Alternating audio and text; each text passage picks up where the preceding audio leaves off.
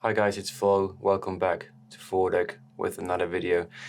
Today it's a little bit of a different topic. I want to talk about my commercial pilot program, which was a European paid scholarship program, and I just want to talk about my experiences with that program. And the options in 2019 were pay for the whole training yourself, which is very expensive. I would not have been able to afford it. Or you apply for a scholarship program. I started school in Bremen at the 4th of February 2020. And then of course I was in school for about a month. And then on the 18th of March, I was home for a week. And of course the whole world was shut down. And I had a 1-year break from flight school, which was very unfortunate because we didn't actually knew in the beginning if they would actually take us back, because the world looked like they would never need new pilots again. 12 months later, I started again in a new flight school, but still within the same program. My airline chose a new flight school in Austria, which was very nice for me because I am from Austria, and commuting to that flight school in south of Vienna was very easy for me. First theory phase was not very interesting because it was just 2 months of theory CPT. I think it was for every subject. It was 12 subjects on the ATP theory, and it was 1 day of theory in the classroom, in the physical classroom, for one subject, sometimes even online. And the rest was just clicking questions and going through the material itself, which was very tiring. The scheduling of our flight school, we had a calendar, and we could tell the flight school with that calendar at what day we would be available for training. And I usually would put in 7 days a week. For the first aircraft that we flew in, we would train on a DV-20. It's a Diamond aircraft, Diamond DV-20E. It's a very modern glass cockpit with the Garmin G500 PFD and ND, and it was a very nice aircraft to fly, very easy on the controls. It's a DV-20. It has a cruise speed of 100 knots, true airspeed, a range of 703 nautical miles, and it uses about 13.7 liters of fuel, so that's not a lot. Maximum cruise altitude is 13,100 feet. It has 2 seats, 275 kilograms of useful load, so that's about 2 adults and a full tank, and of course the G500.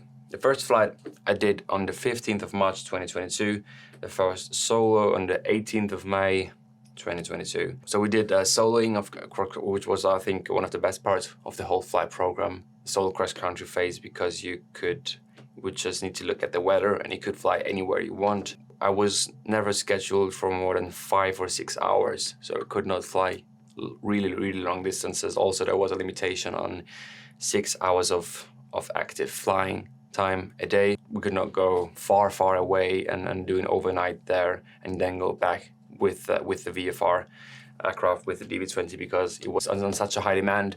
So on the 24th of August, I was done with VFR flying. It was 39 hours and 18 minutes of solo flying and 27 hours and 29 minutes of dual flying. So dual flying is with an instructor, solo flying is without an instructor. And of course, the solo flying was piloting command time. And then IFR started on the 13th of September, and it lasted until the 2nd of January of 2023, with 40 hours of IFR sim flying. So IFR sim flying, we had about 20-30 sessions or so. The simulator was a FNPT and DA42 with, of course, 2-engine aircraft, a fixed base simulator, which taught you the basics of pitch and power flying, of IFR navigation with a G1000 panel, and basic hand flying, basic pitch and power flying, raw data flying. It was a great start into the IFR world with the DE42 simulator. There was a lot of sessions where we did basic maneuver flying in a simulator with full and partial panel, which means that with full panel you would have the whole G1000 suite, which was of course very easy to fly. Within the first sessions, we did some partial panel flying. By the way, the G1000 will kind of stop working on you, and you would have to use those 3 standby instruments, which I think was attitude indicator,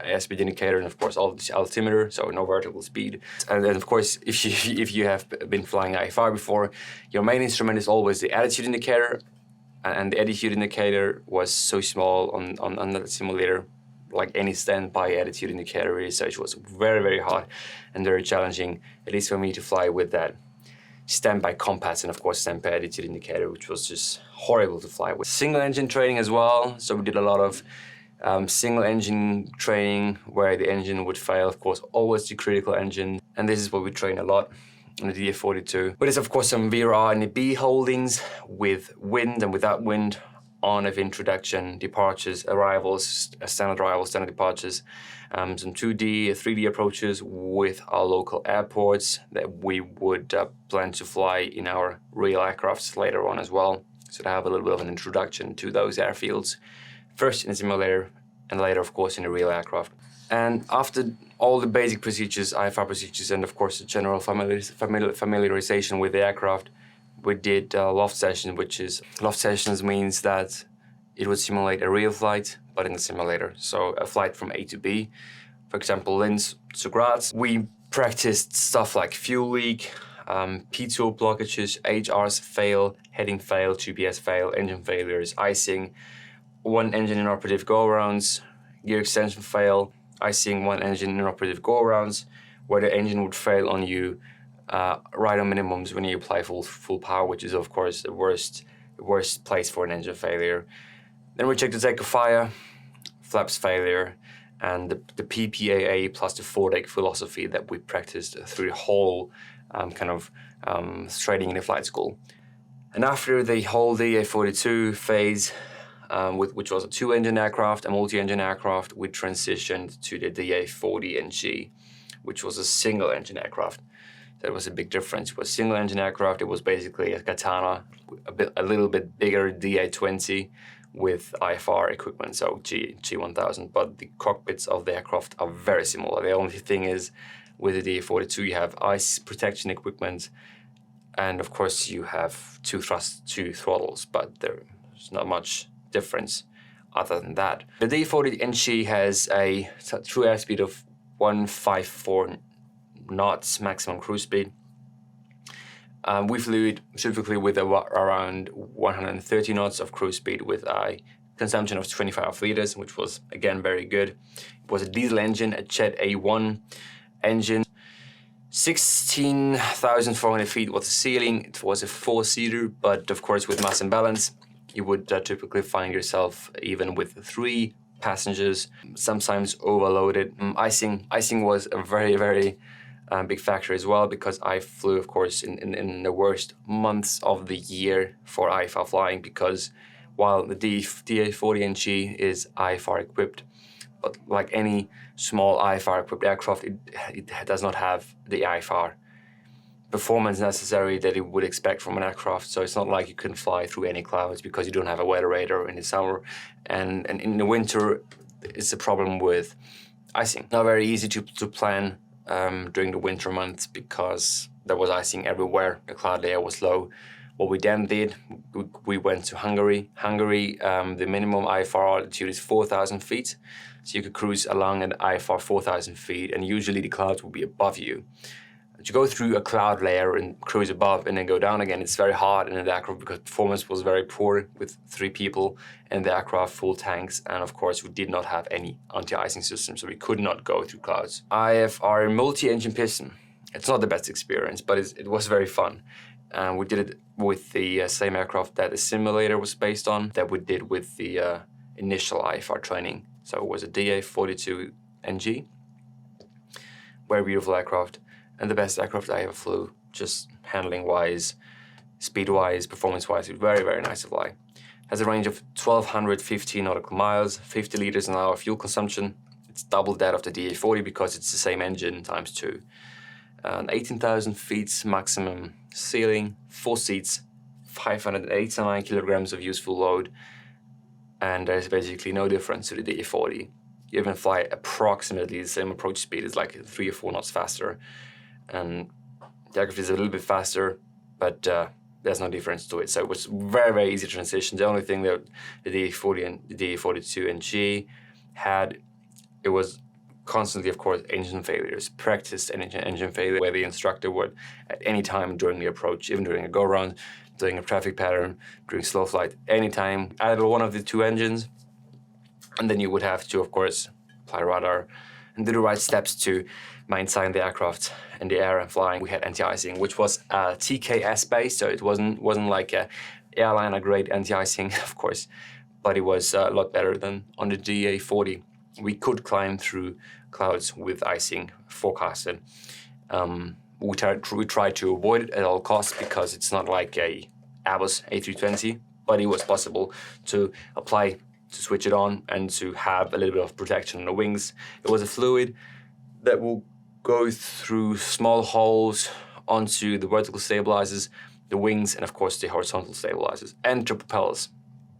Anything even the windshield. The windshield was TKS anti-iced as well.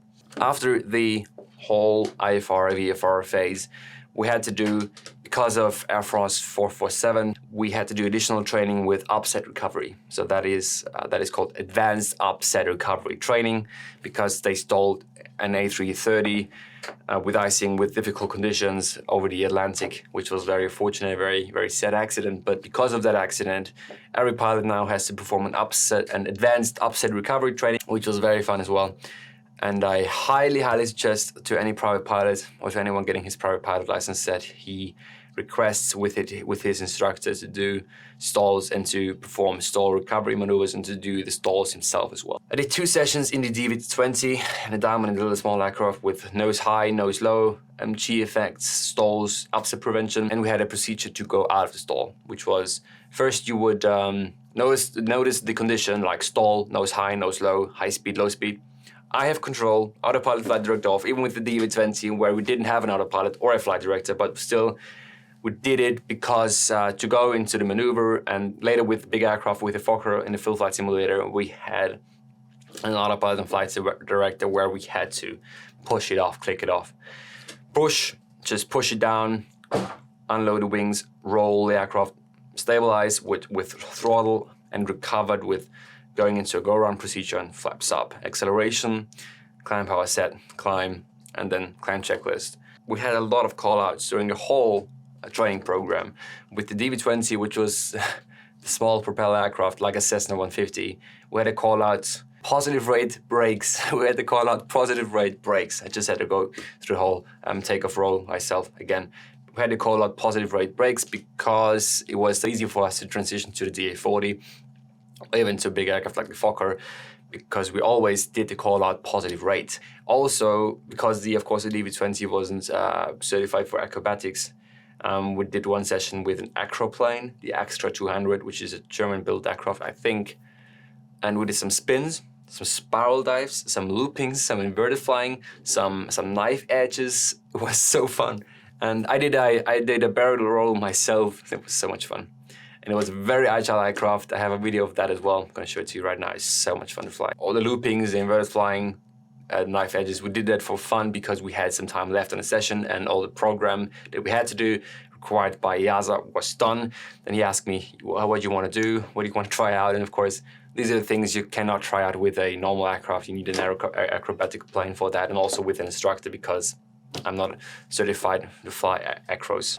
And then after that, I did the single engine piston skill test because our airline that I'm now doing a type rating in with the Embraer 195, we are only required to have a multi-engine piston commercial pilot license, instrument rated plus multi-crew cockpit license. So because our airline does not have a single engine piston aircraft or a single engine aircraft, we do not have to have a single engine piston. 147 hours of flying time was the whole training, plus 40 hours in the FNPT2, the A42 simulator, which was IFR time, and of course simulator time, synthetic flight instruction device time. And some stuff I learned during my training that might help you. What I like to do is I over-control the aircraft. The less you do, the easier it is. So pitch power flying and very small adjustments and scan instruments the right way. So the way you do an instrument scan is, of course, attitude indicator is your main instruments. Scanning is just so important.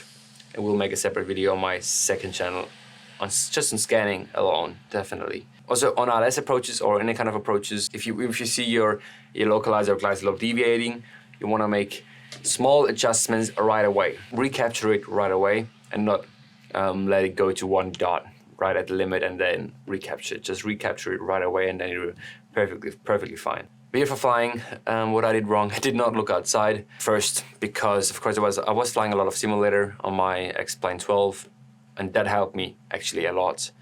I was flying a lot of simulator, but I didn't never look outside. Of course, you want to look outside for other traffic, for any kind of birds, or for clouds, for weather, but especially for traffic. And listen out for a frequency for other traffic. No rushing, just if not ready, stand by.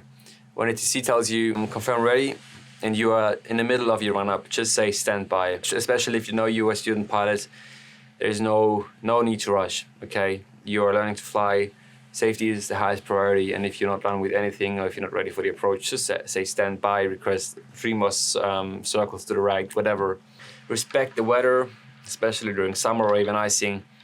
There's a lot of stuff that can go wrong, and we always did a proper weather briefing, no matter how good the weather is.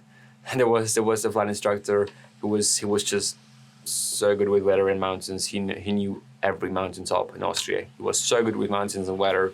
And there was the day, cav okay, you know, no clouds, 25 degrees, no winds, nothing. And I was saying, yeah, weather briefing, 25 degrees, cav okay, no winds, perfect conditions. And then he showed me a satellite chart where on flight level 100 is a cloud that could build up with the mountains to a cumulus cloud, and then later in the afternoon when we would come back, it could be a problem. It could turn into thunderstorms. It was not a problem, of course, but he wanted to give me the mindset that, of course, good weather can turn into bad weather fast, and even small clouds could build up to big clouds. And it was the mindset is good, but weather is the most important thing in flying. Just pre-flight the weather as good as you can. In training, do as much engine failure training and emergency training as possible. Stalls, spot landings, engine failure trainings, 4-day philosophies of how to handle a failure. It's very good to have a failure-minded mind and to be ready to expect the worst. System knowledge is very important, especially with instructors that like to ask you questions about what would you do if the fuel pump would fail, and would you still turn on the second fuel pump, and stuff like that. You really have to have a good system knowledge on the aircraft you fly. Study the AFM. Just study the AFM as much as you can. We had a few important memory items: fire and grounds, brake emergency, whatever. And no matter what aircraft you fly, this stuff can save your life. It's not like this is not here to annoy you, whatever. It's really there to save your life. What I learned the hard way is if you're not feeling 100% fit, just don't fly. Because I once flew home solo from Linz to Wiener Neustadt. I was so tired. The only thing I wanted to do is just lay down the aircraft right next to that river, just go relax. And I was so tired. It was not good anymore. I was feeling good in the morning, but then I had a really bad day. Precise use of SOPs callouts. What I did at the beginning, I always said parking brake is set. No, you don't want to put in extra fill words. It's always parking brake set. Fuel pump on. Pre-flight check is completed is false. Pre-flight check completed.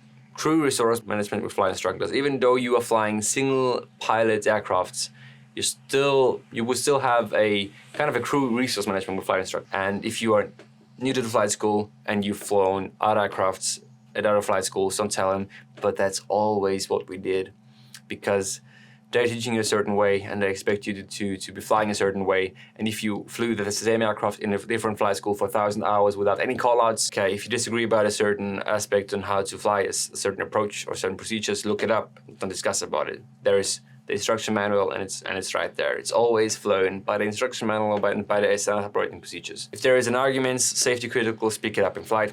A non-safety critical argument, talk it about in the debriefing. If I'm comfortable, don't do it. If the weather is the crosswind limits, if the winds, if the weather, if anything, or engine problems. During summer, there was some kind of aircraft that, because of the hot operation, the fuel temperature was always too high or the fuel pressure was always too low, whatever. And it was always okay to fly because in the manual there's a little receipt which tells you during this weather conditions it's okay if the fuel temperature and the fuel pump exceeds this kind of level and this temperature, but it's of course a little bit uncomfortable and it's okay, just say no. On my first solo I had the amp meter fail on me. It was constantly showing like 40-50 amp hours, which of course is way too much. So the amp meter was broken. It was then written off inoperative by the maintenance facility. They signed it off and I was comfortable with it. But if you're not comfortable with an aircraft, just don't fly it. Cockpit management. You can save yourself so much time with cockpit management. Just be ahead of the aircraft. Think about next steps during low workload. FRIDA check, fuel, radio, engine, direction, altitude, and that is a check that I do as well with chartering the 40NG. For the first flights, do to-do lists, climb checks, checklists, briefing, time log, fuel checks, 80s. There's so much that goes on in a flight, especially when you've never flown an aircraft before. You want to make a little to-do list. What am I doing at this step? What am I doing in this step?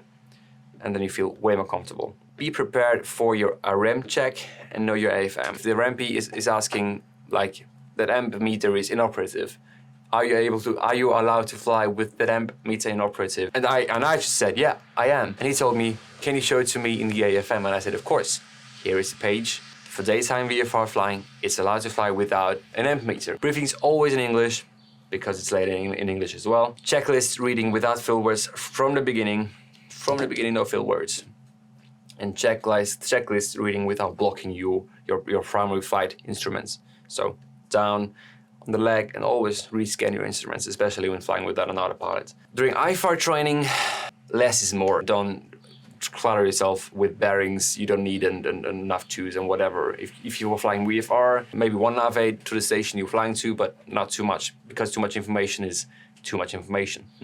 Maximize use of equipment, but only keep infos you need. If not stabilized go-rounds, there is no need to think about too much of a go-round because go-round is always a safe and a good option. Situational awareness of fuel, route, wind, time. Always keep a good scan of your instruments, always keep good situational awareness of where you're going, how much fuel you have left, what is the fuel required to the alternate, what is the weather like at the alternate, is it changing, is it worsening, is it improving.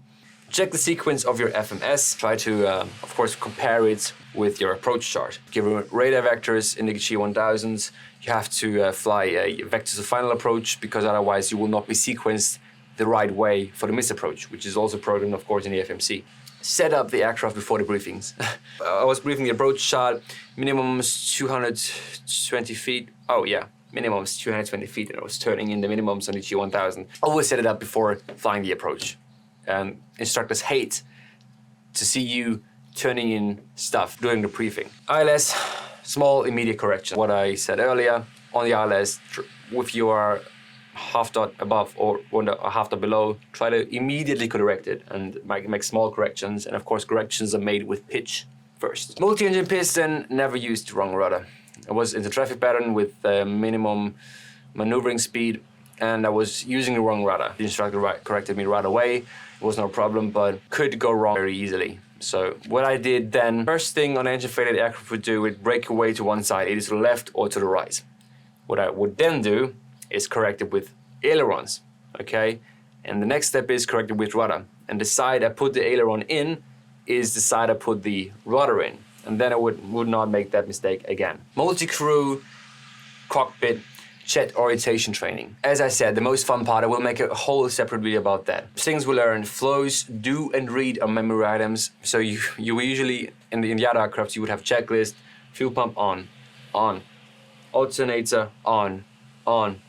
And with the big aircraft, you would have flows, so kind of thing that would look so cool when you're doing it in the aircraft. What my problem was during the multi-crew cockpit and jet orientation training was I was too authoritarian. But all the flight instructors noticed that I was too decisive. Do not anticipate your colleague ordering flaps. I noticed, okay, 8 nautical miles is not yet configured, and I flaps 8, flaps 8, flaps 8.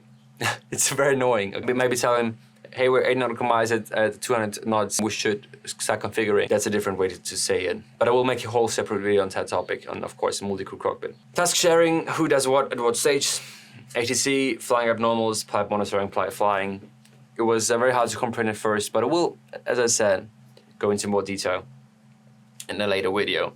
Speak only when necessary and give precise information. There are call-outs for when the colleague is exceeding a certain kind of limit, like speed, speed, speed, bank, bank. Those kind of call-outs, speak precisely and don't package it in a nice way. I would recommend for you to fly 5 knots faster. Your colleague knows what kind of target speed you have at that kind of approach setting, so you don't put it nicely and say, I would fly 5 knots faster. And if your colleague missed an item, don't just do it silently, speak up and let him do it. Guard thrust lever during the whole approach. Emergency descent, there is a good situational awareness required. Evacuation, switch off the engines. I did my first evacuation with the engines on, of course, which was a very, very bad mistake. Next time, switch off the engines. Okay, that's it. That's everything I have for you. That's everything I learned during my 2 years of training. It was a very nice time. I had lots of fun, and I would definitely recommend it to anyone who is thinking about the aviation career. Just go do it if you have the resources or the options. I wish you all the best on your path, and I'll see you here with the next video. Stay safe. Goodbye.